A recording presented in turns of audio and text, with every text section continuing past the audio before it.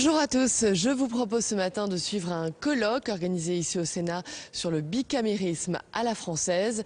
Le bicamérisme est-il un enjeu pour la démocratie? Alors avec nous, pour en parler, le sénateur Jean-Pierre Sueur, le président socialiste de la commission des lois. Bonjour monsieur le sénateur. Bonjour. Alors est-ce que vous pouvez un peu nous expliquer l'objet de ce colloque? Le colloque parle du bicamérisme. Nos concitoyens vont se dire: qu'est-ce que c'est que cela, le bicamérisme? C'est le fait qu'en France, depuis très longtemps, il y a deux assemblées. L'Assemblée nationale, le Sénat. Et certains disent: mais on pourrait peut-être faire des économies et n'en avoir qu'une. Je ne le pense pas. Il n'y a eu que quelques années en France, lors de la Révolution de 1848, où il n'y a eu qu'une seule assemblée. Mais depuis très longtemps, il y a deux assemblées, comme c'est le cas dans toutes les grandes démocraties. Mais c'est vrai, pardon, que le système aujourd'hui est assez, on va le dire, décrié. L'existence même du Sénat est parfois remise en cause par certains. À tort, à mon avis. Dans toutes les grandes démocraties, que ce soit les États-Unis, le Japon, la Grande-Bretagne, l'Allemagne, l'Italie, l'Espagne, etc., il y a deux assemblées. Pourquoi? Je vais vous expliquer. Qu'est-ce qui est premier dans une république? On me dit souvent: c'est le président de la République. Je dis non. Le président de la République a beaucoup de pouvoir, bien sûr. Mais ce qui est premier dans une république, c'est la loi. Toute ligne de la loi, tout mot de la loi s'applique à tous les Français. Et les lois, contrairement à ce qu'on dit souvent, durent longtemps. Voyez-vous, une loi comme la loi de 1901, elle a créé le régime des associations en France. Il doit y avoir aujourd'hui 1 200 000 ou 1 300 000 associations loi 1901. Ce qui fait que les sénateurs et les députés qui ont fait la loi de 1901, ils ont eu raison de prendre du temps pour faire cette loi, parce qu'elle a duré très longtemps, elle dure toujours et elle s'applique à 1 200 000 ou 1 300 000 associations. La loi, elle s'applique à tout le monde.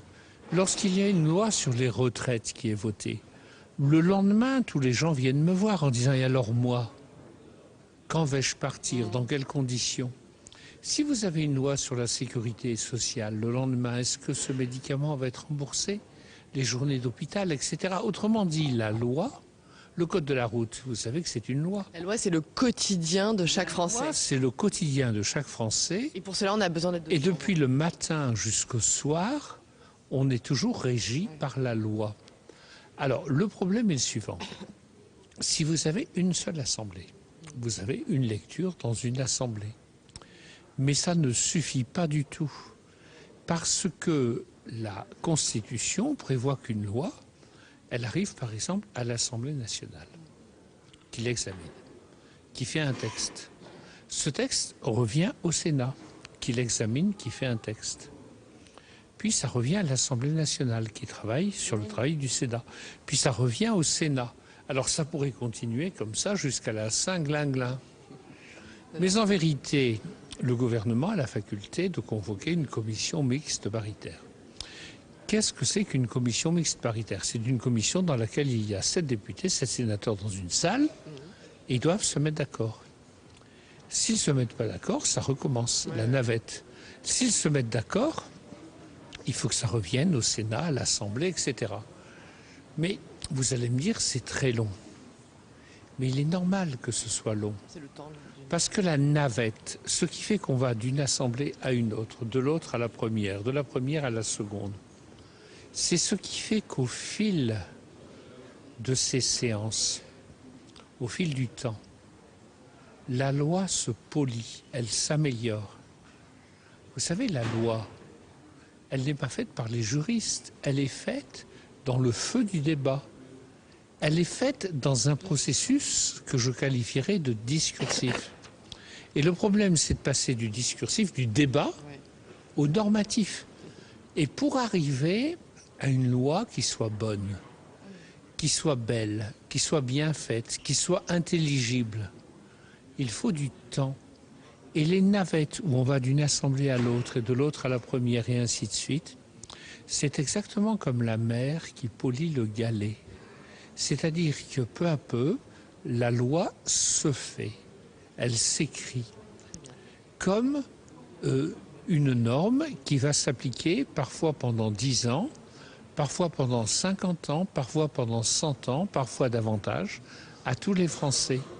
Donc s'il n'y a pas deux assemblées, tout ce travail est impossible. Et c'est pourquoi, dans toutes les grandes démocraties modernes, il y a deux assemblées. Et c'est pourquoi il y a ce colloque au Sénat, pour insister, expliquer aux Français que ce n'est pas perdre de l'argent, c'est se donner les conditions pour qu'il y ait de bonnes lois, un bon contrôle aussi sur l'action du gouvernement. Et donc un bon fonctionnement démocratique. Confiance à deux assemblées. Monsieur le sénateur, je vous remercie infiniment. Je vous remercie infiniment. Voilà, et je vous propose donc de suivre tout de suite la suite des débats autour du bicamérisme, direction la salle Clémenceau. Avec le président Claude Bartolone, que je salue très amicalement ce matin, j'ai donc l'honneur d'ouvrir ce colloque du GEVIPAR, pour lequel il va falloir que je donne quelques indications sur la signification. Ce colloque sur le bicamérisme. Donc le GEVIPAR, c'est le groupe d'études sur la vie parlementaire. Il a été créé il y a quelques années par l'Assemblée nationale, le Sénat et Sciences Po. Le colloque donc, qui nous réunit aujourd'hui, d'une certaine manière, est la réactivation d'une réflexion déjà ancienne, puisqu'il y a 4 ans, à l'Assemblée nationale, un colloque avait eu lieu sur le thème de l'opposition parlementaire. Je veux remercier, bien sûr, ceux qui ont organisé ce colloque et ceux qui aussi ont bien voulu présenter leurs contributions ou participer à nos travaux, qu'ils soient professeurs de Sciences Po, universitaires, parlementaires, journalistes des chaînes parlementaires, et je salue les deux présidents présents ce matin, sans oublier, j'allais dire, notre ministre, le ministre chargé des relations avec le Parlement, Jean-Marie Le Guen, qui conclura cette journée. C'est un fin connaisseur de la vie parlementaire, même si sa culture est moins sénatoriale qu'Assemblée nationale. Mes remerciements vont bien sûr à tous ceux qui ont permis que ce colloque puisse se tenir dans de bonnes conditions, les administrateurs du Sénat, de l'Assemblée nationale, les responsables de la communication, et vraiment, je veux les remercier pour les efforts qu'ils ont dû faire. C'est un thème qui, j'allais dire, nous convient très bien et me convient très bien. C'est la manière dont il est libellé. Le bicamérisme à la française, un enjeu pour la démocratie. Qui aujourd'hui pourrait douter qu'il y a un lien direct entre le bicamérisme et la démocratie?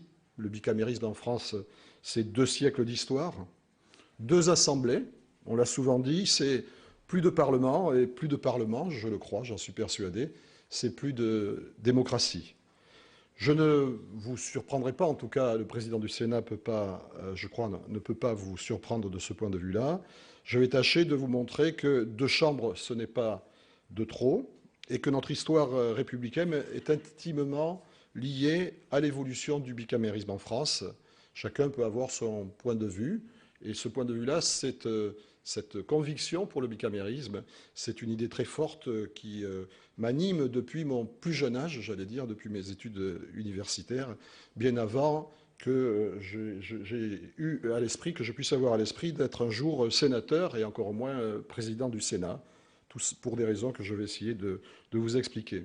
On cite souvent Victor Hugo lorsqu'on parle du bicamérisme, mais il faut savoir qu'il a été dans un premier temps un farouche opposant du Sénat, mais opposant du Sénat conservateur, et il s'était d'une certaine manière ravisé avec cette très belle phrase de Victor Hugo: « La France gouvernée par une assemblée unique, je le cite, c'est l'océan gouverné par l'ouragan. » Certes, nous le savons tous, c'est un peu le lot de ce que certains appellent la seconde chambre, ou la chambre haute, d'être souvent, toujours et encore aujourd'hui, la cible de critiques de tout genre, venant de toutes directions. Admettons que pour certaines, elles sont justifiées, et alors c'est à nous d'y répondre, mais le plus souvent, des critiques injustes, délétères parfois, j'ai eu à le constater et j'ai eu à y répondre. et quelquefois aussi dangereuse pour la démocratie parlementaire, car je crois qu'il faut en être bien conscient, l'anti-bicamérisme n'est la plupart du temps que l'antichambre de l'antiparlementarisme tout court, alimenté, vous le savez bien, par la facilité, la démagogie, ce que l'on appelle parfois, mais le terme ne me paraît pas tout à fait approprié, le populisme ou les populismes de tous bords. Nous avons donc le devoir de préserver ce bien précieux qui nous a été légué par notre histoire et notre tradition constitutionnelle, mais pas simplement pour cela, tant il est vrai que notre pays n'a connu, dans le fond, que 2 expériences monocamérales qui ont été d'ailleurs brèves et qui se sont toutes les deux très mal terminées. La première par la terreur, la seconde par le coup d'État du 2 décembre 1851. Je voudrais mettre en avant les avantages et les atouts du bicamérisme. Beaucoup d'entre vous ici les connaissent bien.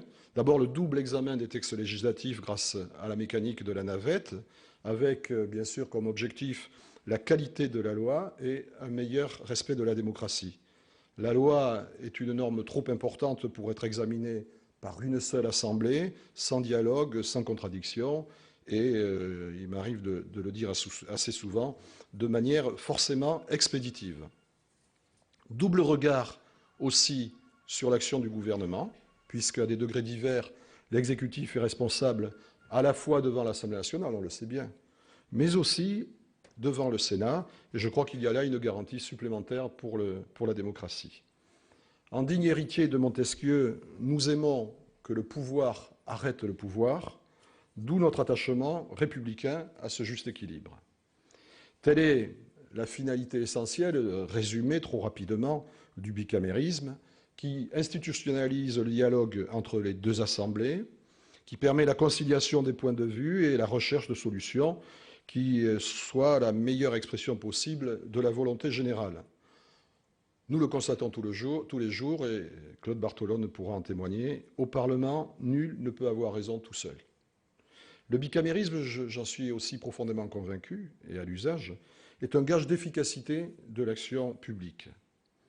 Comme l'affirmait Jean Jaurès, qui n'en était pas convaincu dans les premiers temps de sa vie politique, mais il l'a affirmé dans la dépêche du 18 janvier 1889, le bicamérisme est utile, soit, et je le cite, pour prévenir les violentes secousses d'opinion, soit pour donner une base suffisante au pouvoir exécutif, qui, ne reposant que sur une chambre, vacillerait tous les jours. Fin de citation.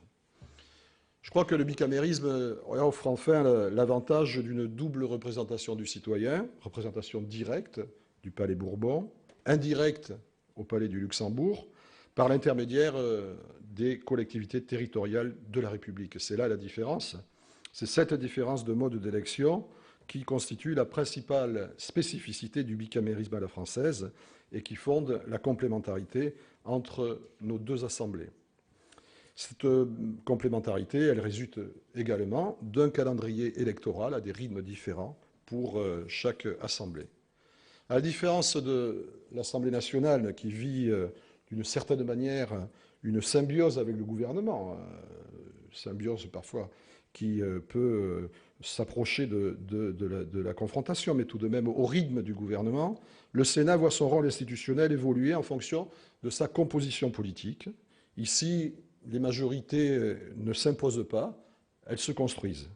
C'est ainsi que le Sénat a passé une large partie de son existence, je parle devant des experts, depuis les débuts de la Ve République, dans l'opposition ou dans l'adversité, d'abord au général de Gaulle, et vous savez le rôle qu'a pu jouer Gaston Monnerville, mais aussi au président François Mitterrand, quand il fut dans ses fonctions, au Premier ministre Lionel Jospin, et même lorsque la majorité sénatoriale rencontrait celle de l'Assemblée nationale, dans un temps assez récent, et donc celle du gouvernement, il n'a pas été rare que le Sénat s'oppose à l'exécutif, il n'a pas été rare qu'il conteste ses choix et qu'il propose des alternatives. Il en a d'ailleurs parfois payé le prix. J'évoquais Gaston Monnerville, le général de Gaulle. Beaucoup ici pourraient expliquer de quelle manière le Sénat a été traité au début des années 60, puisque les ministres avaient pratiquement la consigne de ne pas venir au Sénat, et seul le ministre en charge des relations avec le Parlement assister aux séances qui étaient indispensables. Et donc le gouvernement, l'exécutif, avait quasiment déserté cette Assemblée. Et d'une certaine manière, le Sénat, peut-on dire, a été mis dans cette période en quarantaine. Je sais qu'il y a ici des observateurs particulièrement éclairés qui vont s'exprimer dans les ateliers qui vont suivre. Ils pourront expliquer ce que fut cette période qui est intéressante aujourd'hui à regarder. C'est clair que le Sénat a souvent eu un comportement plus remuant, plus indépendant, mais le président Bartolone donnera son point de vue que l'Assemblée nationale, on a même dit pour une Assemblée des sages, que le Sénat avait toujours été l'enfant terrible de la République. Je ne sais pas si c'est la bonne expression, mais elle est souvent prononcée par les temps qui courent. Alors, certains peuvent tirer de ce constat des conclusions rapides, et notamment des reproches, et voir dans notre Assemblée une chambre qui, dans le fond, serait totalement ingouvernable. Moi, au contraire, j'y vois une force. À ceux qui, parfois, semblent avoir un peu la mémoire sélective, la mémoire courte, je voudrais rappeler que c'est grâce à cette indépendance d'esprit que le Sénat, à de nombreuses occasions, a pu défendre les libertés publiques. Je ne vais citer que quelques cas, d'autres seront certainement évoqués dans le cours de la matinée, que ce soit lorsque le Sénat s'est rallié, dans le fond, au président François Mitterrand pour abroger la peine de mort en 1981, ou plus récemment, en s'opposant à ce que les Français naturalisés puissent être déchus de leur nationalité s'ils étaient condamnés pour un crime. En 2011, on peut considérer qu'un événement s'est produit, le basculement du Sénat à gauche. Nous sommes entrés dans une nouvelle phase et je considère que ce qui s'est passé en octobre, le 1er octobre 2011 a, de ce point de vue-là, parfaitement légitimé le Sénat. Nous sommes rentrés dans une phase inédite dans l'histoire de la Ve République. Pour la première fois depuis 1958, même si l'expérience et la présidence du président Gaston Monnerville doit être examinée comme il se doit, le Sénat a connu une véritable alternance entre la droite et la gauche, d'ailleurs comme 30 ans auparavant l'avait connu l'Assemblée nationale.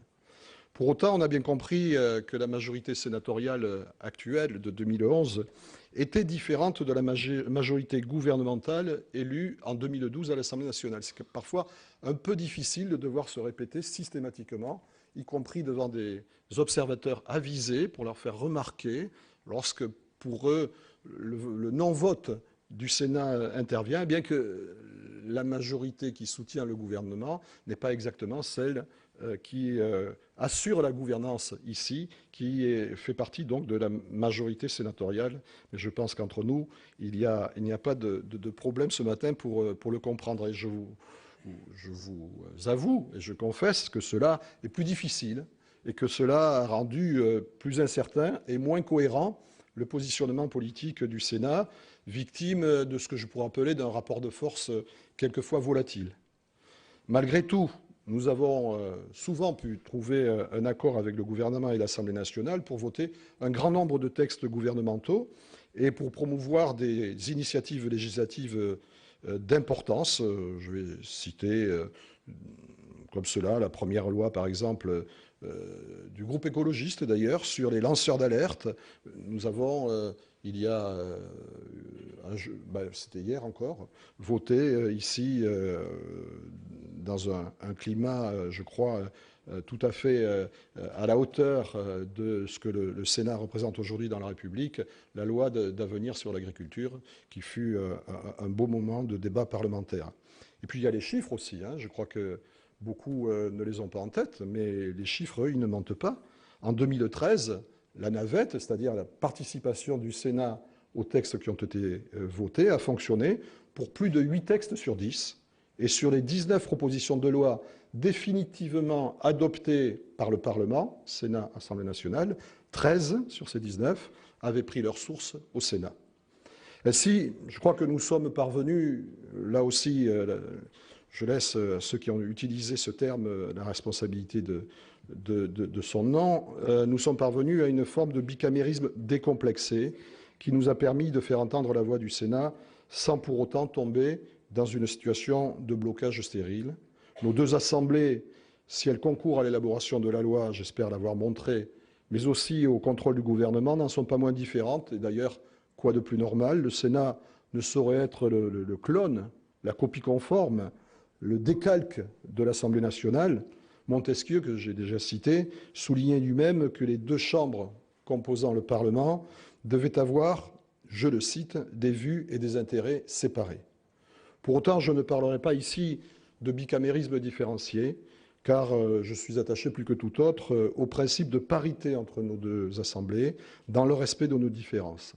Et là aussi, il y a un vrai débat, un beau débat qui peut nous animer, et je crois que ces beaux débats honorent la République. Moi, je suis défavorable à toute spécialisation du Sénat. Nous avons des points de vue différents, y compris avec certains de mes amis politiques. Je pense, voyant Michel Mercier, à notre ami Gérard Collomb, avec lequel je suis en complète contradiction lorsque Gérard Collomb pense, lui, que le Sénat devrait évoluer vers une espèce de Bundesrat à la française, représentant ès-qualité des territoires, des régions, des départements et des communes. Moi, je pense au contraire que ce qui fait l'intérêt du bicamérisme à la française, c'est cette compétence législative générale qui permet ce double regard. Et d'abord, je le redis, c'est essentiel pour la démocratie. Nous bénéficions donc d'une assemblée parlementaire de plein exercice. Comme les députés, nous représentons la nation, d'où cette hostilité à la différenciation également, parce que je pense que cette différenciation pourrait permettre la spécialisation législative entre la différenciation du statut des sénateurs par rapport aux députés.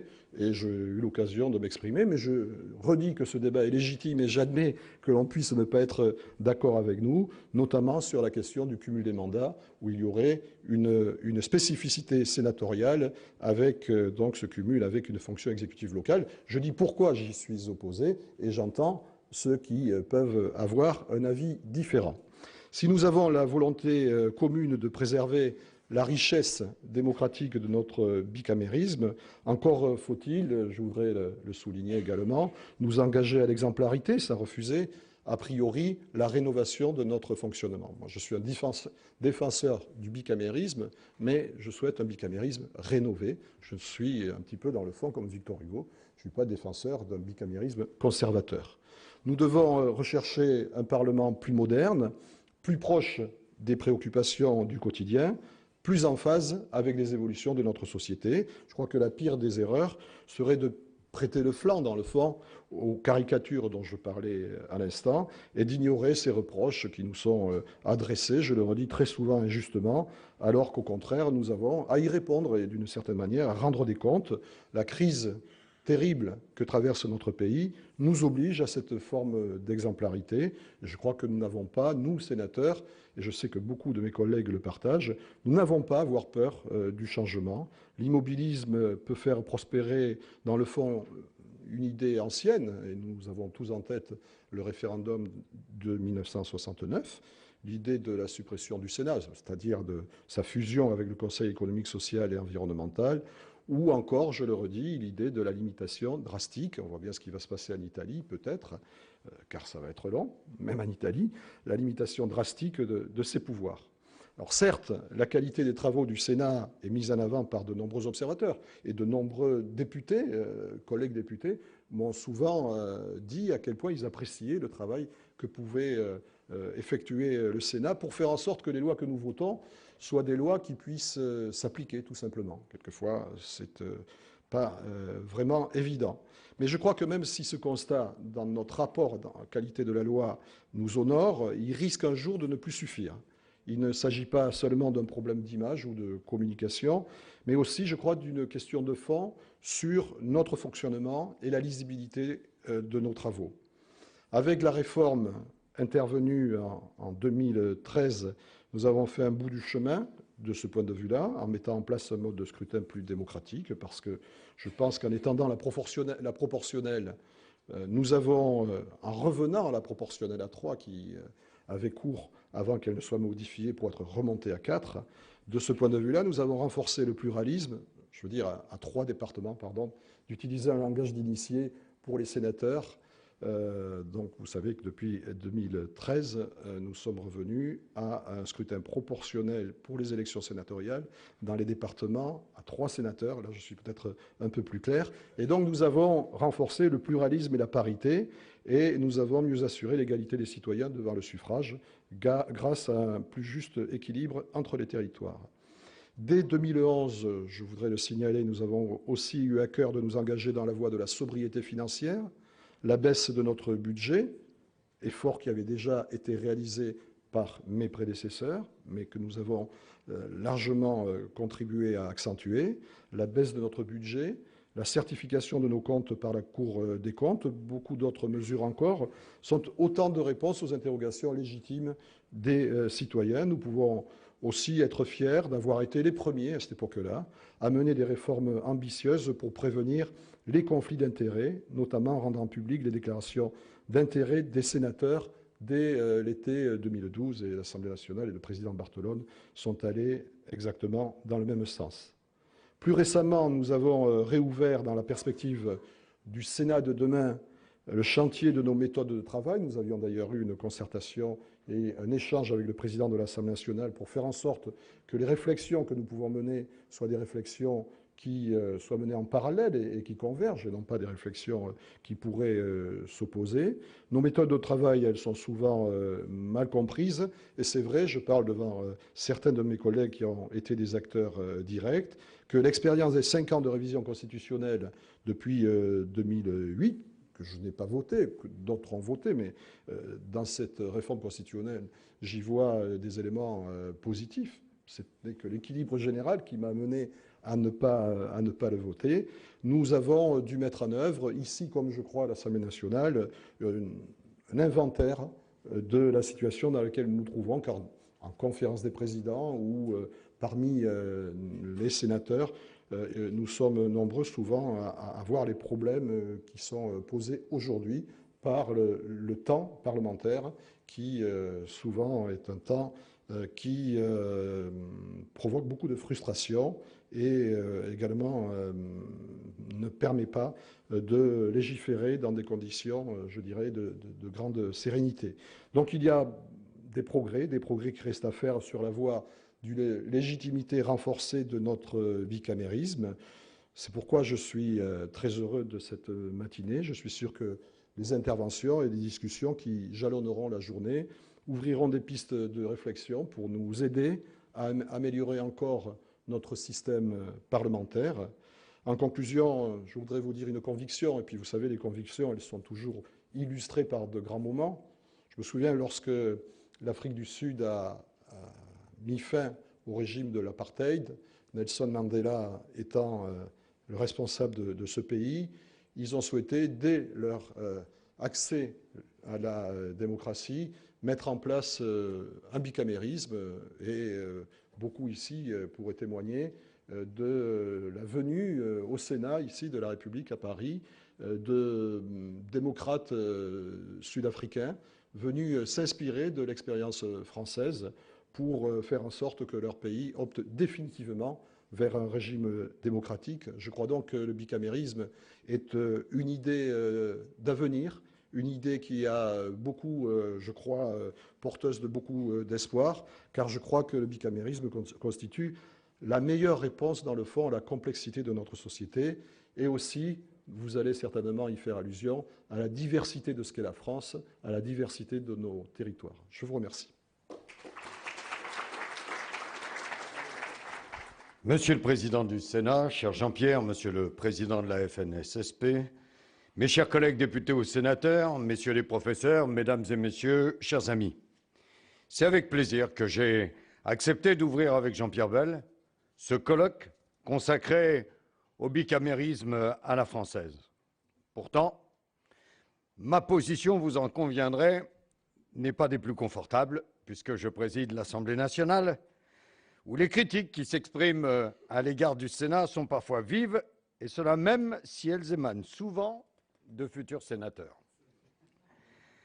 Ce colloque n'en demeure pas moins précieux, car il contribue à cette réflexion, à ce débat que j'estime pour ma part comme inéluctable sur l'évolution de nos institutions.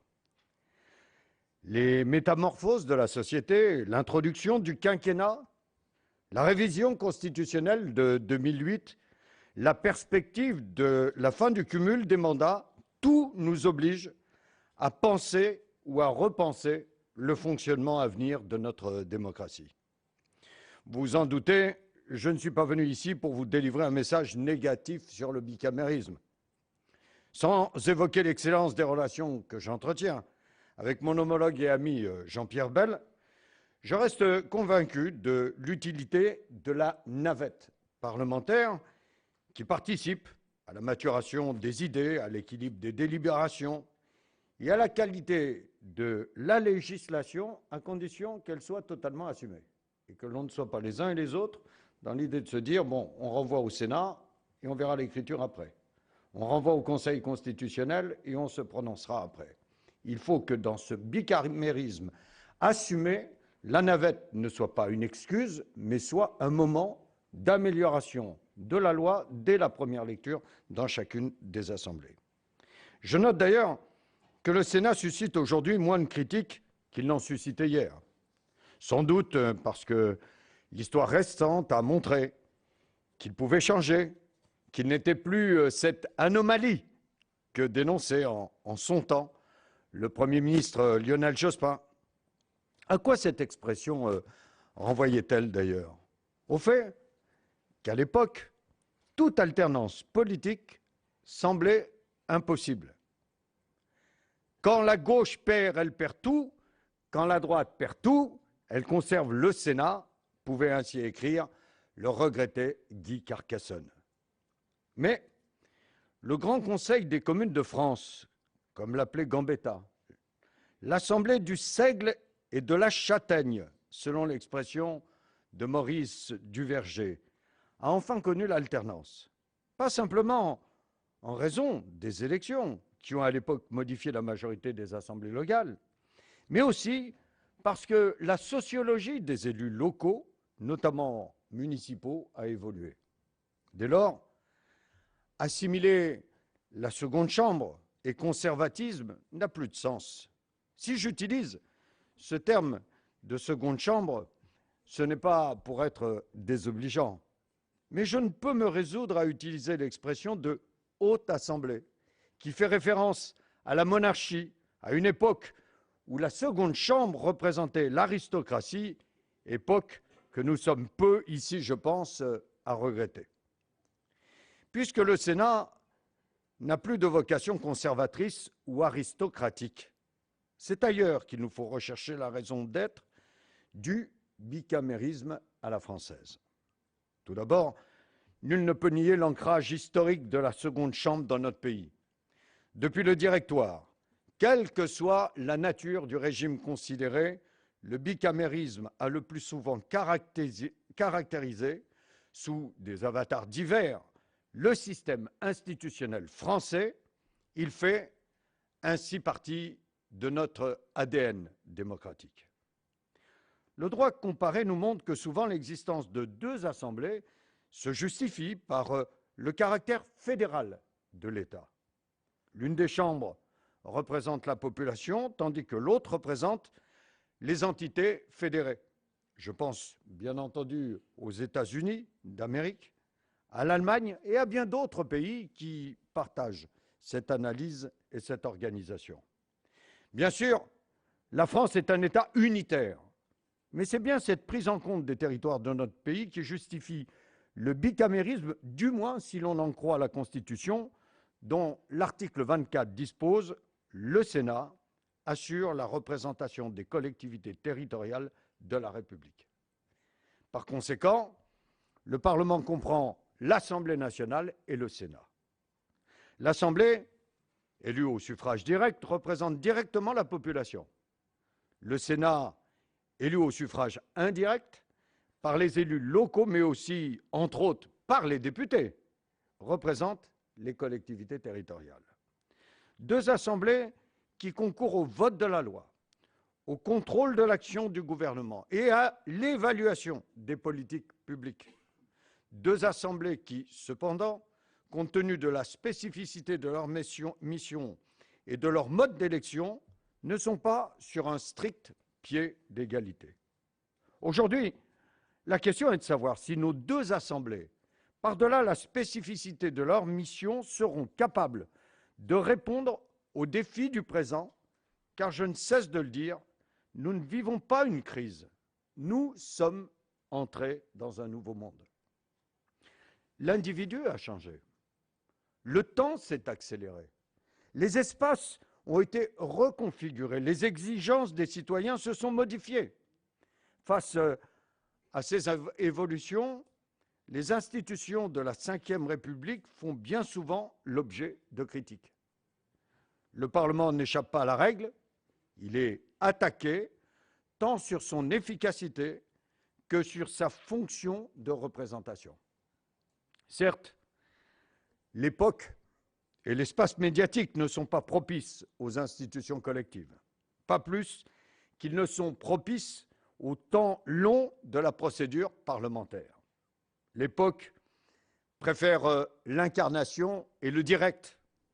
Pour autant, cela ne peut pas expliquer que le Parlement français soit, si l'on en croit les études les plus récentes, l'un des parlements en Europe pour lequel la part des personnes ayant confiance en lui est l'une des plus faibles, 28% contre 35% en moyenne. Face à cette situation, nous sommes sommés d'agir. Pour cela, nous devons penser l'évolution des institutions comme nous devons penser l'évolution des esprits. S'agissant de l'évolution de nos institutions, elle est d'ores et déjà en marche. Il suffit de penser au nombre de réformes engagées par l'Assemblée et le Sénat au cours des dernières années. Nous connaissons tous ici le travail initié par Jean-Pierre Bel. Rappelons que c'est sous son impulsion et bien avant les lois sur la transparence de la vie publique que pour la première fois dans l'histoire parlementaire, des déclarations d'intérêt public ont été établies. Plus généralement, le président du Sénat a su engager une véritable réflexion sur la déontologie. De la même manière, dès mon élection, je me suis engagé à faire de l'Assemblée une institution plus transparente, plus exemplaire et plus ouverte. Nous avons ainsi décidé le gel de notre budget sur 5 ans, la publicité de l'usage de la réserve parlementaire, la certification de nos comptes par la Cour des comptes, la réduction des frais de mandat des députés, la mise en place d'une nouvelle réglementation pour les représentants d'intérêts, le renforcement des règles sur la publication des votes. Tout cela, réforme permise sans réforme de la Constitution, et je vous renvoie aux propos que j'émettais dès le début de mon intervention sur les réformes qui, elles, seraient aujourd'hui indispensables, mais qui mériteront une réforme de la Constitution. Cette politique des petits pas, engagée par nos deux assemblées, est en train de changer le visage du Parlement sans jamais céder à l'antiparlementarisme. Mais, par-delà ces infimes révolutions, nous sommes aujourd'hui amenés à engager une réflexion plus large sur l'avenir des deux chambres. Jean-Pierre Bel a décidé d'établir avec tous les membres du Sénat un bilan de la révision constitutionnelle de 2008. Quant à moi, j'ai proposé la création d'une mission exceptionnelle composée à la fois de parlementaires et de constitutionnalistes. Elle sera chargée de proposer des mesures concrètes sur l'évolution de l'Assemblée nationale dans la perspective de l'entrée en vigueur de la loi sur le non-cumul des mandats. C'est une révolution dans la vie politique, j'en suis convaincu. Peut-être une chance pour la démocratie, mais pour cela, elle doit être préparée, anticipée, réfléchie, et pour cela, elle doit mieux définir ce que devra être la fonction de parlementaire une fois cette grande réforme appliquée. La réflexion s'engage.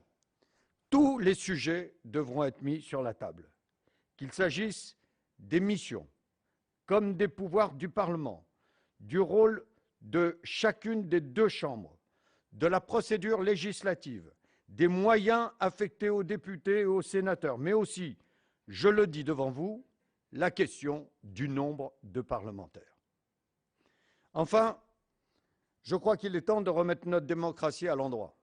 Pour cela, il convient de rapatrier les missions qu'exercent aujourd'hui un certain nombre de comités théodules et qui, selon moi, relèvent du rôle du Parlement. Une chose est sûre, nous n'avons pas été élus simplement pour valider les projets initiés par l'exécutif. Nous avons été élus avant tout pour que la volonté des citoyens soit effectivement prise en compte et qu'elle puisse prévaloir sur les logiques administratives, qu'elle puisse prévaloir quand nous légiférons, quand nous contrôlons, quand nous évaluons. Pour paraphraser Peggy, je dirais que nous avons été élus pour que ce qui naît en politique ne meure pas en bureaucratie. Nous ne sommes pas des gestionnaires de la chose publique. Nous sommes des élus. Nous ne sommes pas là pour nous substituer à l'administration, qui remplit d'ailleurs dans notre pays parfaitement ses missions. Nous sommes là pour veiller à ce que la volonté du peuple et de ses élus soit respectée. Nous avons voulu inscrire dans la Constitution que nous sommes une démocratie parlementaire. Il ne faut pas que ce soit simplement quelques lettres, quelques mots, quelques phrases inscrites dans la Constitution, mais que cela devienne une réalité et que l'on puisse s'interroger pour savoir quelles sont les réformes à mettre en place pour que cela devienne une réalité.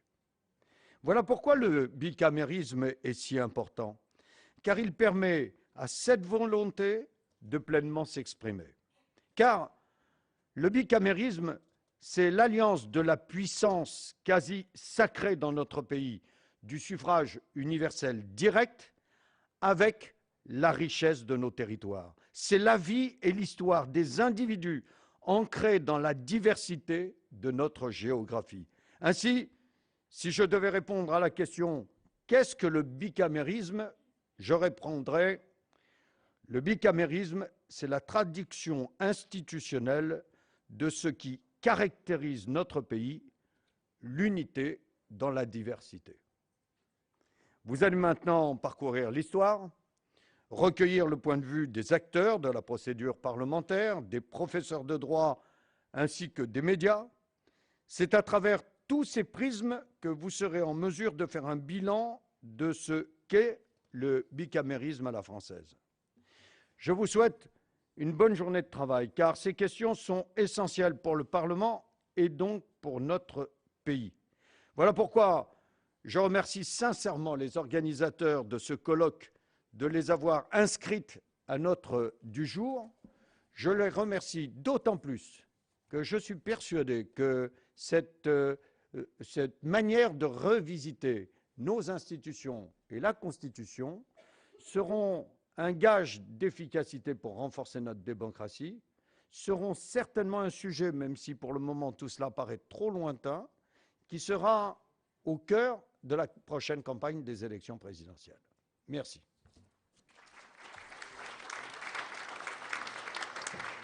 Les constituants de 1791 et 1793 n'ont pas voulu du bicamérisme, pas plus que ceux de 1848, considérant que le monocamérisme était la garantie de la primauté d'une assemblée représentative de la souveraineté populaire. La souveraineté populaire ne s'exprimait que par la voix d'une assemblée. Les républicains de 1875 ont été très réticents à l'idée de ce bicamérisme qui, au fond, pour eux, apparaissait comme une création orléaniste. Et la famille radicale, avant de s'y rallier, pendant des années, Clémenceau en tête, a pourfendu avec beaucoup de violence le bicamérisme. En dépit des prudences de Léon Blum lui-même, on peut dire que la fin des années 30, l'entre-deux-guerres, a été aussi un moment de sénatophobie très marqué, le moment paroxystique étant celui où la Chambre haute va finalement obtenir refuser d'accorder les pleins pouvoirs à Blum et obtenir au fond la fin du Front populaire. Vous le savez aussi, les constituants de la 4e République, à travers toute une séquence constitutionnelle extrêmement troublée, ont abouti à un Conseil de la République consultatif qui dévaluait fortement la portée du bicamérisme. Et puis, le général de Gaulle a remis en question à plusieurs reprises le bicamérisme sur le terrain constitutionnel, considérant dans le discours de Bayeux que le bicamérisme devrait être territorial ou territorialisé. Et pour des raisons plus contextuelles, on en a parlé aussi tout à l'heure, face à la résistance que lui opposait le Sénat de Gaston Monnerville. Et puis le bicamérisme a été critiqué par la gauche sous la Ve République. On a évoqué Guy Carcassonne, Lionel Jospin, la gauche considérant que le bicamérisme faisait le lit du conservatoire des majorités de droite jusqu'en 2011. Donc le bicamérisme a toujours été critiqué dès le début et il l'est encore dans la phase de crise de la démocratie que nous connaissons et qui, comme le disait, je pense, avec raison le président Bartolone, est le fruit et le symptôme d'un changement de civilisation. Alors le bicamérisme a toujours été critiqué, mais il est insubmersible depuis le directoire, et je voudrais montrer comment cette insubmersibilité s'est construite sur des pratiques et sur une évolution, adaptation du bicamérisme. Retour aux origines, c'est le regard de l'historien pour rappeler évidemment l'influence du modèle britannique en passant par Montesquieu et la théorie de l'équilibre de pouvoir qui, au fond, va considérer avant tout une deuxième chambre, l'existence d'une deuxième chambre, donc le bicamérisme, comme un rempart contre les excès de la première chambre et surtout comme un moyen finalement de renforcer le pouvoir exécutif. En affaiblissant les excès d'un pouvoir législatif, en l'équilibrant, on renforce le pouvoir exécutif et cette, je dirais, construction intellectuelle initiale est au fond renforcée, explicitée par l'expérience de la Révolution française et des excès du monocamérisme qui nourrissent la réflexion de ceux qui vont concevoir, au fond, le premier bicamérisme français, Conseil des Anciens et Conseil des 500 sous le Directoire, qui vont composer le premier bicamérisme. Et l'on voit très bien que pour Denoux, qui, vous le savez, a rédigé ce projet de constitution de Messidorant III, pour Boissy d'Anglas, qui l'a présenté, la question très, très claire, c'est opposer une digue puissante à l'impétuosité du corps législatif. Cette digue, c'est la division des deux assemblées. Et l'on voit bien qu'on est finalement dans la continuité de Montesquieu et dans l'idée d'une chambre, au fond, de défiance vis-à-vis du pouvoir législatif. Alors, il y a la pratique ensuite qui se met en place et la fonction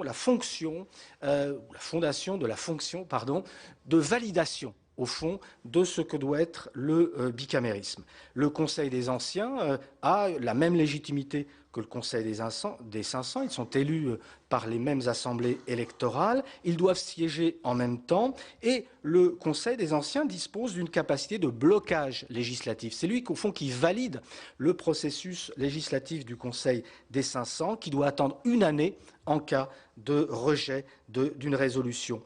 La deuxième notion que crée, me semble-t-il, la période du Directoire, c'est l'idée de ce tropisme notabilitaire ou notabiliaire qui a marqué très longtemps le bicamérisme, mais qui est en réalité une volonté de rendre plus vertueuse la construction législative par la qualité même de ceux qui valident, qui doivent avoir plus de 40 ans, qui doivent être mariés ou veuves. Et dans l'esprit donc de ces constituants de 1795, ce sont des hommes vertueux.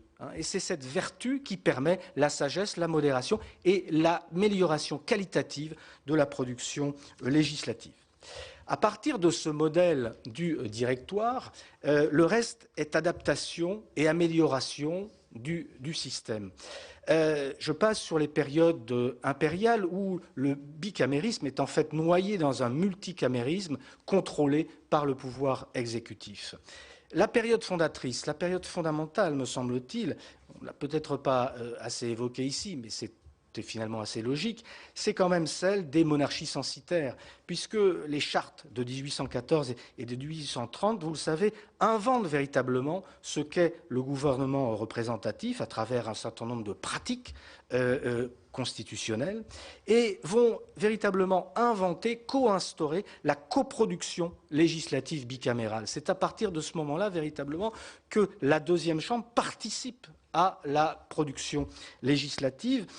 On retrouve évidemment dans cette période des monarchies censitaires le tropisme notabiliaire dont je parlais tout à l'heure, à travers l'aristocratie de naissance et de fortune, la fonction de père étant d'abord héréditaire à partir de 1815, ce qu'on appelle le majorat à partir de 1817, qui est une exigence de richesse pour ceux qui incarnent la deuxième chambre, mais aussi, et c'est ce qui est nouveau par rapport au directoire, cette construction équilibrée de la production législative. La puissance législative, nous dit l'article 15 de la charte de 1814, s'exerce collectivement par le roi, la Chambre des pairs et la Chambre des députés, avec un vote qui doit être le vote de chaque chambre pour chaque projet de loi et une capacité de résistance à l'exécutif qui s'est marquée à plusieurs reprises sur plusieurs votes de la part de la Chambre des pairs.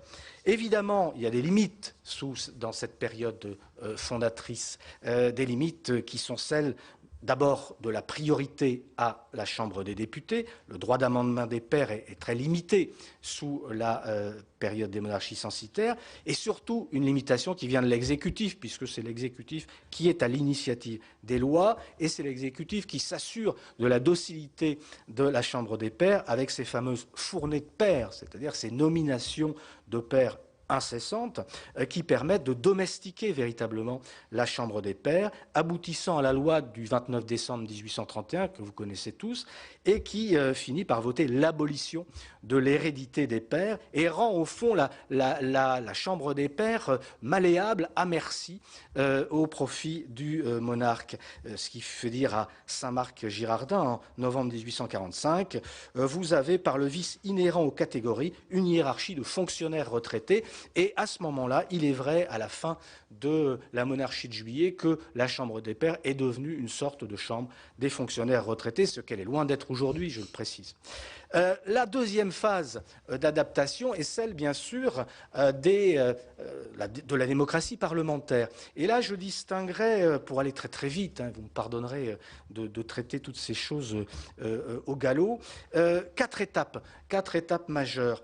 La première est celle du bicamérisme transactionnel des débuts de la Troisième République, qui invente d'abord la fonction de légitimation du Sénat, puisque c'est d'abord à partir des textes d'Auguste Casimir Périer, d'Édouard de La Boulaye, grand connaisseur du modèle américain, de son amendement modifié par Henri Vallon, député centriste comme Casimir Périer et La Boulaye, que se met en place ce fameux amendement qui dit que le président de la République est élu par le Sénat et par la Chambre des députés réunis en Assemblée nationale. Nouvelle fonction qui apparaît donc pour le Sénat de légitimation du président de la République et, vous le savez, au fond, de la République elle-même par le truchement de cet amendement. Insistons à ce moment de la réflexion sur ce compromis que constitue ce bicamérisme des débuts de la Troisième République, et grâce à Gambetta, qui fait sortir le Sénat d'un parti républicain qui n'en voulait pas. Pourquoi ? Mais parce que ce Sénat va être une chambre des notables.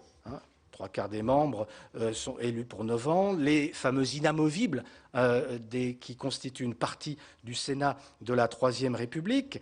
Des présidents qui, jusqu'à la fin du XIXe siècle, sont plutôt des présidents conservateurs et une tradition de modernité, voire de conservatisme en matière de réformes sociales, judiciaires, etc. C'est incontestable qu'on a là cette tradition notabiliaire née déjà sous le Directoire qui se prolonge sous la Troisième République. Mais avec deuxième étape très importante qui est la naissance par la pratique, et non seulement par les institutions, c'est-à-dire les lois constitutionnelles de 1875, d'un bicamérisme équilibré. Pourquoi? Parce que les radicaux, qui, à partir de 1875, sont très hostiles au bicamérisme, qui le critiquent, qui obtiennent des aménagements, et notamment en 1884, la suppression des sénateurs inamovibles, eh bien, les radicaux vont devenir eux-mêmes les piliers du bicamérisme, et le Sénat va devenir la chambre radicale par excellence à la veille de la Première Guerre mondiale, et identifier finalement le bicamérisme avec ce qui fait le fondement socio-culturel et politique de la Troisième République, à savoir cette République radicale. Il faudrait des heures pour en reparler. On a donc à partir de là l'expérience d'un bicamérisme équilibré. La coproduction législative est en place. Le Sénat bénéficie de privilèges comme la fonction judiciaire qui apparaît aussi. Le Sénat peut se transformer en haute cour de justice, vous le savez, pour juger les attentats contre la sûreté de l'État ou les actes imputables au président de la République et aux ministres. 1889, Boulanger, 1899, Déroulet, 1918, Malvy. Le président du Sénat vient immédiatement après le président de la République dans l'ordre des préséances. Et le président du Sénat est celui qui préside l'Assemblée nationale, qui élit le président de la République, où l'on retrouve la fonction de légitimation qui était née au début de la Troisième République. Et grâce à ce bicamérisme équilibré, on voit comment le Sénat devient l'antichambre du pouvoir au début du XXe siècle. 8 gouvernements sur 14 sont dirigés par des sénateurs. Lapsus inexact, puisque ce ne sont pas des conservateurs. Clémenceau, que je sache, n'était absolument pas un conservateur. 8 gouvernements, donc à la Belle Époque, sont dirigés par des sénateurs. Et ce bicamérisme équilibré, cet approfondissement du rôle du Sénat dans les institutions et dans la pratique institutionnelle se marque notamment le 18 mars 1913, lorsque le gouvernement d'Aristide Briand est renversé suite à une question de confiance posée au Sénat et qui va permettre, pour la première fois dans notre histoire constitutionnelle, ce renversement, même si ce sera contesté par des juristes comme Joseph Barthélemy, ce renversement du président du Conseil, d'un gouvernement par le Sénat. La troisième étape de cette adaptation à la démocratie parlementaire, c'est le parlementarisme de guerre. On commémore cette année le centenaire de la Première Guerre mondiale, où l'on s'aperçoit que le rôle du Sénat est renforcé pendant cette période, et notamment les grandes commissions, les commissions de l'armée et des affaires étrangères du Sénat, jouent sans doute le rôle majeur dans une vie parlementaire qui est une vie parlementaire extrêmement active, contrairement à certaines idées reçues du passé, mais que les historiens ont contrebattu.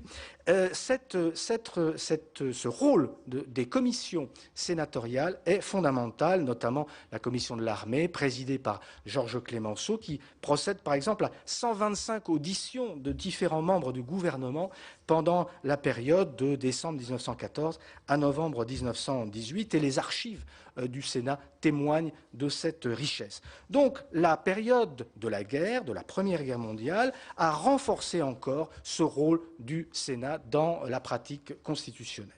Évidemment, il y a un discrédit qui arrive à la fin des années 30. On a dit l'opposition du Sénat au Front populaire, notamment de la commission des finances du Sénat dirigée par Joseph Caillaux, et une sorte de sénatophobie qui réapparaît à la gauche de l'échiquier politique, et au fond, dont l'aboutissement, en passant par la période de la Seconde Guerre mondiale et par l'esprit de la résistance et l'esprit de la renaissance constitutionnelle à la libération, aboutit à ce que le bicamérisme de la Quatrième République, la création de ce Conseil de la République sous la Quatrième, soit une sorte de mono-bicamérisme, comme l'a souligné un juriste qui réfléchissait à ces questions. Alors, ce qui est intéressant, c'est de voir qu'en dépit de ce discrédit, de cette phase de rejet du bicamérisme et de cette sous-estimation du rôle de la deuxième chambre, eh bien, il y a une remontée qui se produit sous la Quatrième République. Les étapes sont connues. 1948, le scrutin majoritaire revient, la légitimation des sénateurs redevient celle de la Troisième République, l'usage du titre de sénateur revient aussi en 1948, et puis à partir de 1955, eh bien, les sénateurs retrouvent ce rôle de coproducteurs législatifs qu'ils avaient perdu depuis 1946. Et au fond, ce qui arrive à la Ve République, c'est-à-dire la dernière phase d'adaptation du bicamérisme à ce qu'on pourrait appeler la démocratie présidentielle. C'est une vision d'historien, les juristes diraient parlementaire présidentielle, semi-présidentielle. Je l'appellerais présidentielle, je pourrais me justifier, mais on n'en a pas le temps. Cette adaptation à la démocratie présidentielle, au fond, s'inscrit dans la logique annoncée par la remontée et le rééquilibrage du bicamérisme sous la IVe République. Les constituants de la Ve République vont choisir une voie moyenne entre le bicamérisme égalitaire, équilibré de la Troisième République, et ce qu'était le bicamérisme très inégalitaire des débuts de la IVe. Simplement, il faut voir que dans l'esprit des constituants, dans l'esprit de Michel Debré, comme il le souligne devant le Conseil d'État le 27 août 1958, le Sénat est conçu dans la perspective d'un renforcement majoritaire. Au fond, on n'est pas si loin d'ailleurs de l'héritage du directoire et de Montesquieu. Un Sénat, dit-il, dont le rôle principal est de soutenir, le cas échéant, un gouvernement contre une assemblée trop envahissante parce que trop divisée. C'est l'idée, c'est l'esprit de ce Sénat de la Ve République. D'où naturellement le retour de ce tropisme notabiliaire dont je parlais tout à l'heure. Je ne reviens pas sur le mode d'élection des sénateurs et sur cette célèbre expression, les élus du seigle et de la châtaigne, qui, nonobstant l'évolution récente du Sénat, a quand même marqué, en tout cas, l'image et la réception qu'on se faisait du rôle du sénateur. Ensuite, il y a aussi, dans cette Ve République, un rôle de coproduction législative qui réapparaît. Les sénateurs sont à l'initiative des lois qu'ils discutent et votent contre les députés. Il y a même la possibilité, vous le savez, pour le Premier ministre, de demander au Sénat l'approbation d'une déclaration de politique générale, mais sans vote de confiance. Simplement, la capacité d'opposition à l'exécutif est corsetée, à l'exception de la procédure de révision constitutionnelle. Néanmoins, en dépit de ce retour finalement aux origines d'un Sénat, je dirais, barrière, rempart contre les excès du législatif, deux éléments d'autonomisation quand même apparaissent pour l'historien. Ces deux éléments relevant de la pratique constitutionnelle, de la pratique historique, des pratiques de résistance oppositionnelle souvent spectaculaires. Elles ont été évoquées, le rôle de Gaston Monnerville, de la fronde antigaulliste de 1962, qui vaudra à la Chambre haute une période de quarantaine, des demandes de vote bloquées en permanence, le dernier mot presque systématiquement accordé à l'Assemblée nationale. Et il faut attendre l'arrivée à Matignon de Jacques Chaban-Delmas, ancien président de l'Assemblée nationale, mais parlementaire convaincu ou parlementariste convaincu, pour voir un Premier ministre revenir assister à un débat au Palais du Luxembourg. Ce qui n'empêche pas, je le répète, la résurgence de ces pratiques oppositionnelles, l'opposition de 1971, de la fameuse fronde de 1971, la fameuse fronde aussi des années 80 contre les réformes sociale des gouvernements Mauroy et Fabius, l'opposition spectaculaire de l'été 1984 contre les projets Savary d'un grand service public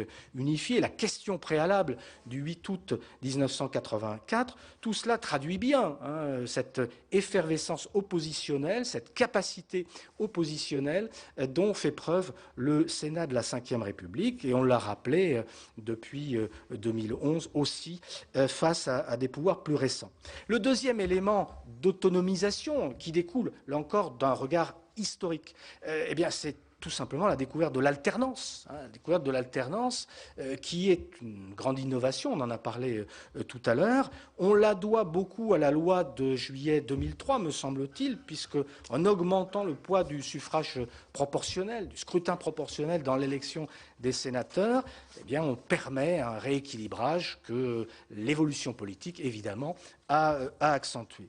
Alors, pour conclure, et en m'excusant d'avoir été si schématique et si rapide dans le propos, cette histoire du bicamérisme sur 2 siècles est une histoire évidemment très, très, très contrastée, parce que, je le répète, en permanence, le Sénat est en but à des critiques. Il est associé à la culture orléaniste, la culture fondatrice du gouvernement représentatif, et à des pratiques conservatrices qui ont incontestablement émaillé son rôle sous toutes les républiques. La question fondamentale étant celle de la légitimité du Sénat au cœur de la problématique, son mode de recrutement d'abord au XIXe siècle et son mode de scrutin par la suite. Bon, ça c'est la première chose. Et en même temps, on voit très bien une phase de reconnaissance du rôle du Sénat sous la Troisième République, avec cette coïncidence du Sénat et de la République radicale, donc de l'esprit d'une France des terroirs que l'on retrouve sauvegardé ici, conservé et je dirais même argumenté pour solliciter le bicamérisme. Et puis le Sénat, ce sont aussi des grandes figures, certaines ont été évoquées, de Victor Hugo au fond jusqu'à Robert Badinter, en notant d'ailleurs avec amusement, mais au fond de manière assez logique, que la plupart des grandes figures du Sénat étaient d'anciens détracteurs du bicamérisme. Ce sont aussi des grands débats, j'en ai évoqué quelques-uns, mais les grands débats, y compris sur la laïcité sous la Troisième République, se font très largement au Sénat. Les grands débats de société de la Cinquième sont aussi très inhérents au bicamérisme. C'est aussi le Sénat ou le bicamérisme la possibilité des majorités d'idées, qui tranche avec le reste de notre vie politique, c'est la possibilité de dépolitiser un certain nombre d'enjeux, et c'est évidemment la capacité à représenter les territoires. Alors en fonction de tout ça, on voit bien, et on comprend que je termine dans 15 secondes, et l'on comprend que les sondages, même assez récents, qui sont faits sur le Sénat, le jugent finalement utile à l'élaboration des lois et reconnaissent finalement cette culture de coproduction législative qui est celle du Sénat.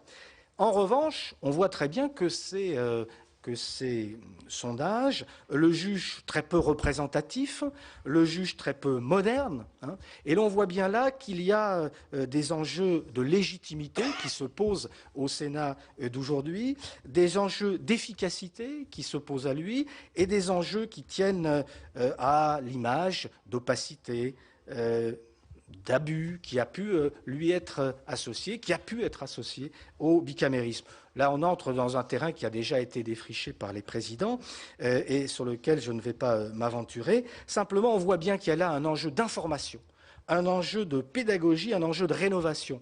Il y a ici précisément des représentants à la fois du monde universitaire et du monde médiatique qui ont un rôle, me semble-t-il, décisif à jouer dans la connaissance précise de ce bicamérisme et justement dans l'amélioration de ce que pourrait être un bicamérisme rénové. Merci.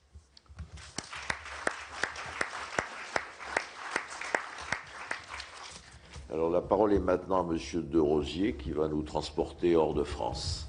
Le bicamérisme, c'est le symbole du conservatisme, le symbole de l'existence de 2 catégories de personnes.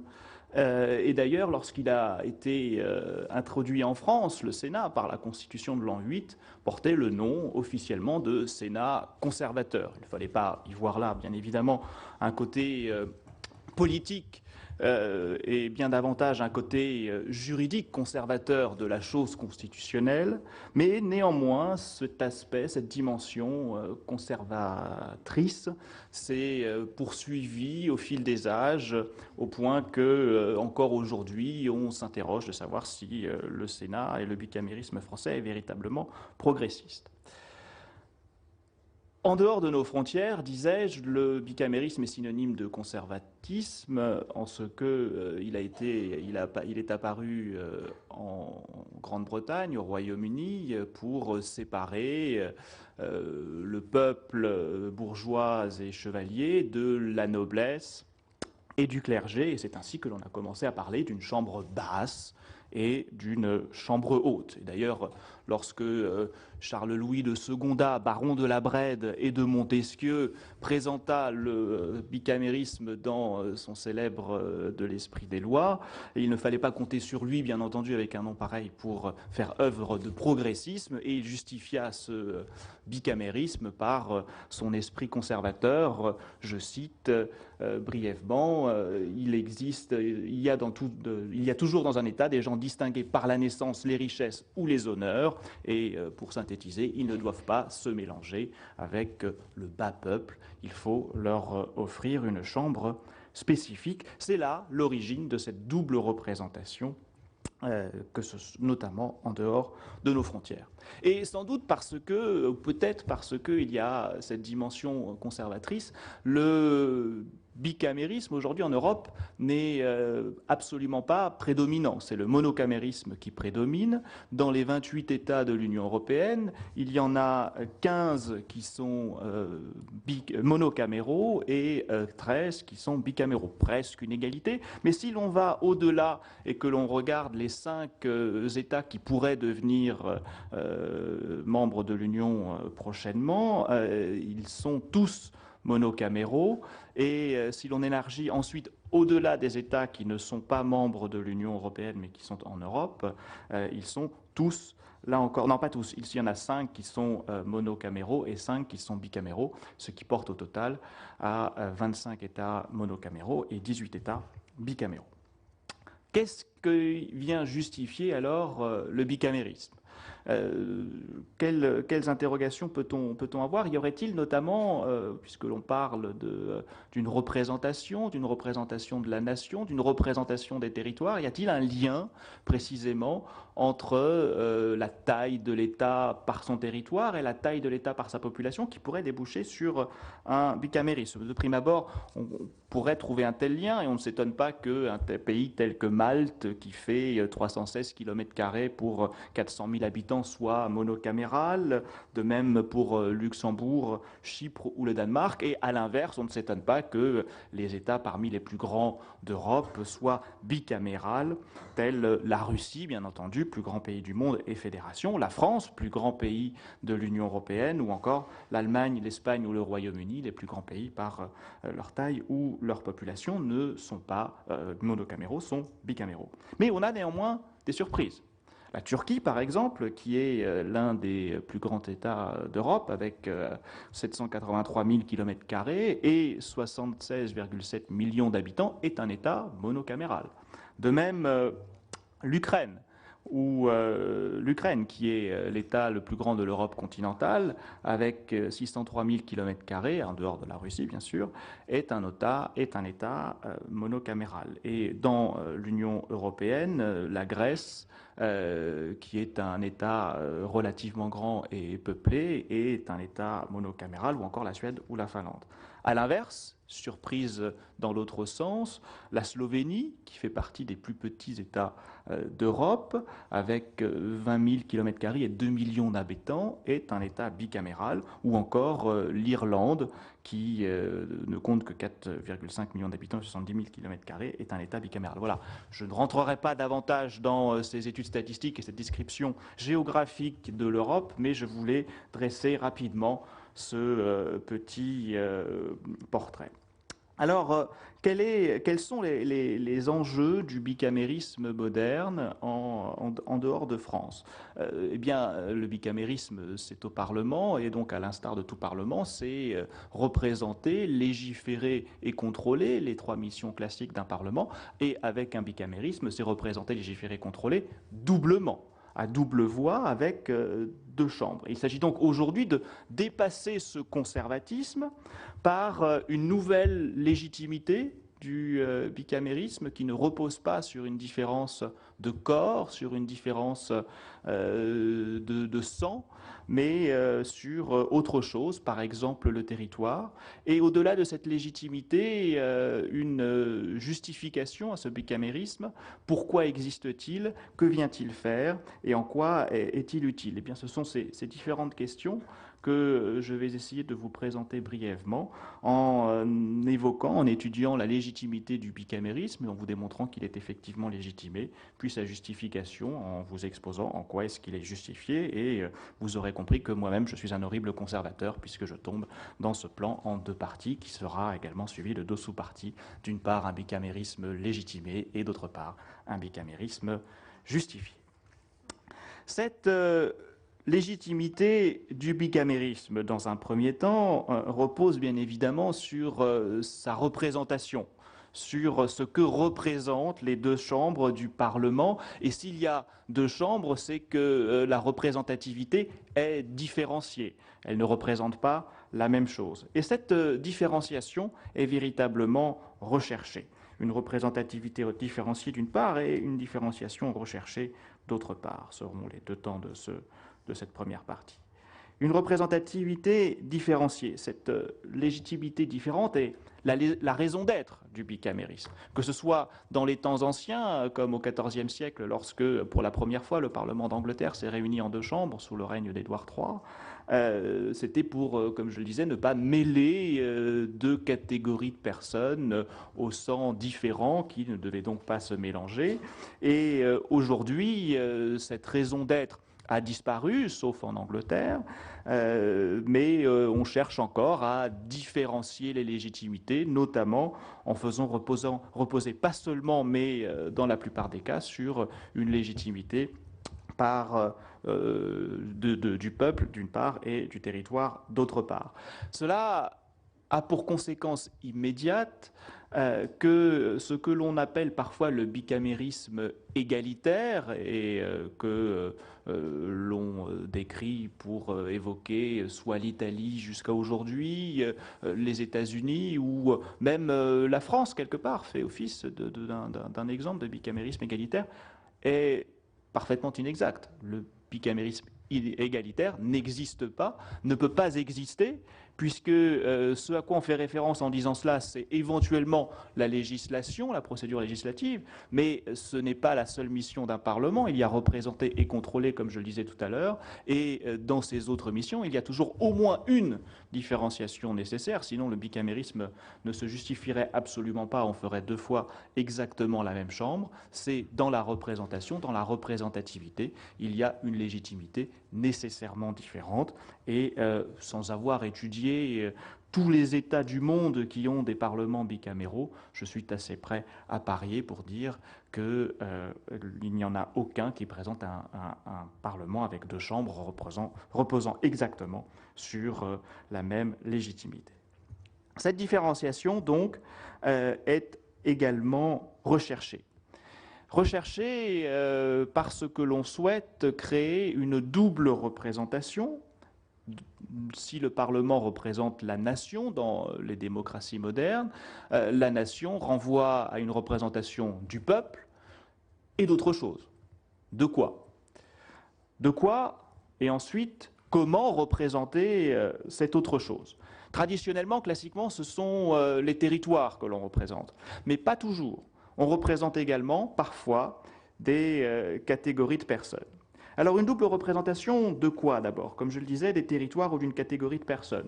Territoire, c'est le plus classique, c'est ce que l'on retrouve dans la plupart des parlements bicaméraux, en Allemagne bien sûr, classique avec le Bundesrat qui représente les Länder, le Sénat américain qui représente les 50 États, en Autriche, en Belgique, je ne vais pas vous dresser toute la liste, mais la plupart des États européens représentent les territoires. La France également bien sûr, qui représente les territoires, mais qui, en 1969, cela a été évoqué tout à l'heure, a failli représenter, en plus des territoires, autre chose, puisque la révision de 1969 proposait de transformer le Sénat, de le régionaliser, toujours en conservant une représentation des territoires des régions, mais en y associant une représentation des activités économiques, sociales et culturelles, afin de fondre dans le Sénat le Conseil économique économique et social. Et il y a d'autres États européens rares, 2 a priori, en plus du Royaume-Uni, qui représentent ainsi des catégories de personnes. C'est l'Irlande, qui envoie dans la deuxième chambre des représentants professionnels élus par des panels professionnels, des représentants des universitaires. Les universitaires désignent des représentants ès-qualité à cette deuxième chambre, et le Premier ministre est en charge également de nommer un certain nombre de membres de cette deuxième chambre. De même, en Slovénie, on a un petit peu le pendant de ce Sénat de 1969 où les communautés locales sont représentées, mais les syndicats désignent également des membres de la deuxième chambre. Je ne reviens pas sur l'exemple de la Chambre des Lords, si ce n'est pour évoquer très brièvement la profonde réforme dont cette Chambre a fait l'objet en 1999 afin de mettre un terme à la pairie héréditaire. Nul ne peut être père par voie d'hérédité. Les anciens pères héréditaires sont appelés désormais à élire 90 d'entre eux pour siéger à la Chambre des Lords à vie, et les autres pairs sont nommés par la reine sur proposition du Premier ministre.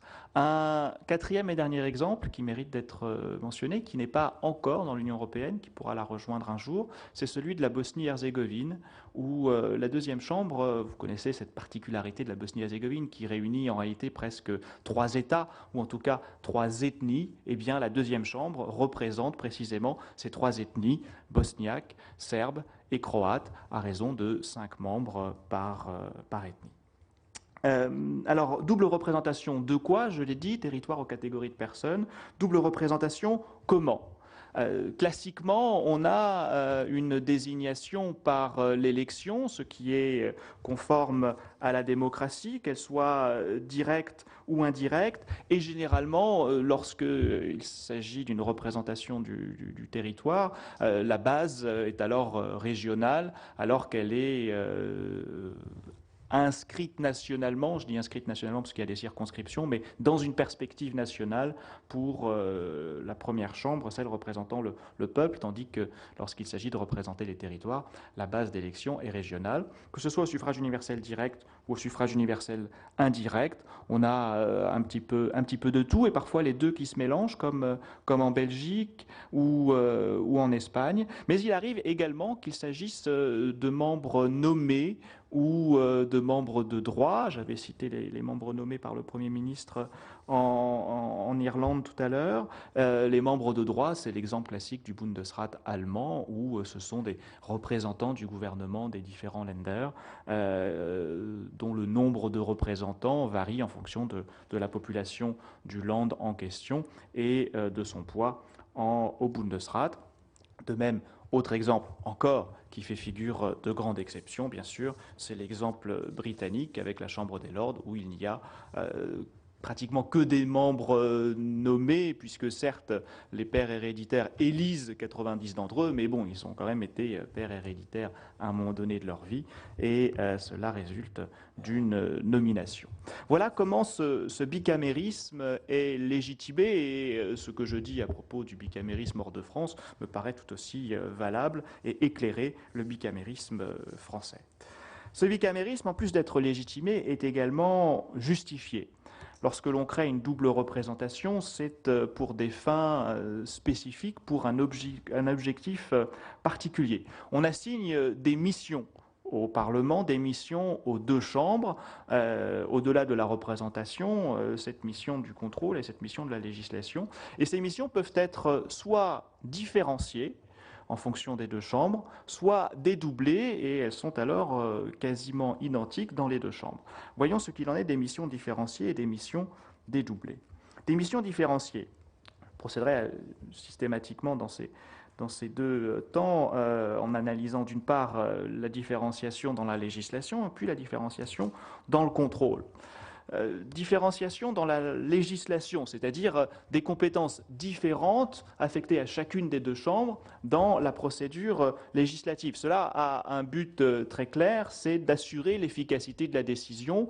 En réalité, lorsque l'on procède ainsi, assez classiquement, on donne le soin de faire la loi à l'une des deux chambres, celle qui représente le peuple, la première chambre, et on donne la possibilité à la deuxième chambre de fournir un avis, de proposer des amendements, parfois d'amender, mais c'est toujours la première chambre qui a la décision. Il en va ainsi notamment en Allemagne, où le Bundesrat a parfois un veto absolu lorsque la loi concerne les compétences des Länder, ou un veto surmontable par un vote à la majorité absolue du Bundestag, la première chambre, et en revanche ne peut pas amender directement le texte, sauf par la voie de présentation d'amendements, mais qui doivent être ensuite intégrés. Le Bundesrat ne peut pas les intégrer lui-même, qui doivent être ensuite intégrés par le Bundestag.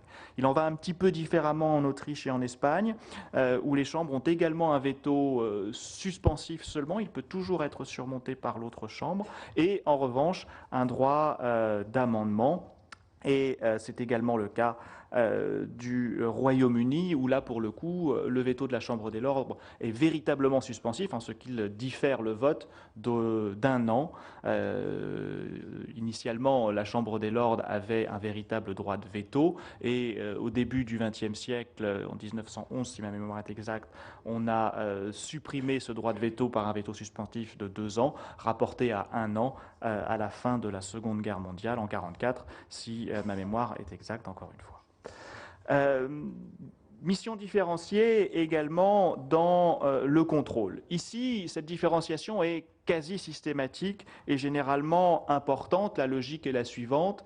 Le gouvernement est responsable devant la nation, donc généralement devant les deux chambres du Parlement, comme c'est le cas en France et comme cela a été rappelé par le président Bell tout à l'heure. Mais cette responsabilité ne peut directement être mise en cause, c'est-à-dire comprenez censure ou renvoi du gouvernement, seulement par le peuple, donc par les représentants du peuple, donc par la première chambre. Cela a généralement une conséquence directe quant au droit de dissolution du Parlement. On ne peut dissoudre que la chambre devant laquelle le Parlement est pleinement responsable, c'est-à-dire la première chambre. Il faut signaler un contre-exemple, le contre-exemple espagnol, où le gouvernement ne peut être censuré que par la première chambre, mais il peut en retour censurer les deux. Voilà pour la différenciation. Voyons ce qu'il en est du dédoublement. Des missions dédoublées, j'ai bien noté, Monsieur le Président, qu'il me reste 2 minutes et je m'y tiendrai. Des missions dédoublées dans la législation,